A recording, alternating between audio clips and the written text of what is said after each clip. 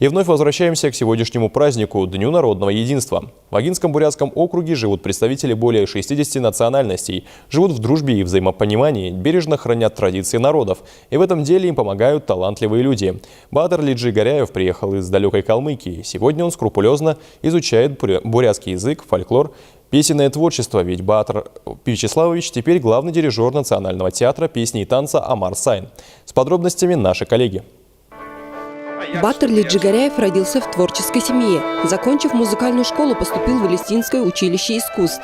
В 24 года собрал группу из молодых ребят, желающих исполнять калмыцкий фольклор. Так появился ансамбль «Юрял», что значит «благопожелание», под руководством Лиджигаряева. Баатыр Вячеславович долгие годы работал в Национальном оркестре Республики Калмыкия, возглавлял этот прославленный коллектив. И вот в 2021-м он решается на смелые перемены в своей жизни. Приехал сюда работать, сейчас вот уже почти 2 месяца работаю здесь руководителем оркестра «Амар Сайн». Впечатлений, конечно, много. Я впитываю каждый день новый музыкальный материал, новую культуру. В том числе каждый день слушаю бурятский язык. Что хочется сказать, что вот именно в Агинском бурятском округе мне показалось, что здесь знание языка родного наиболее хорошо выражено, наиболее хорошо сохранено, что очень приятно, что очень приятно меня удивило. «Чарующие звуки инструментов» – так названа программа, которую подготовил ансамбль «Амар Сайн» под руководством Баатыра Лиджигаряева.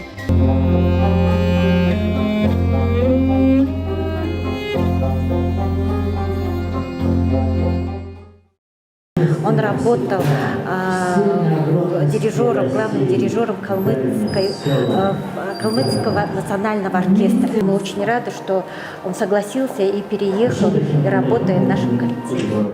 Наш коллектив очень дружный, женский. Очень хорошо мы его приняли. Он как человек спокойный, трудолюбивый, дисциплину требует. Баатыр Вячеславович – талантливый человек. Баатыр Лиджигаряев планирует показать искусство Национального оркестра театра «Амар Сайн» на своей родной земле, в Калмыкии, уже в новом году.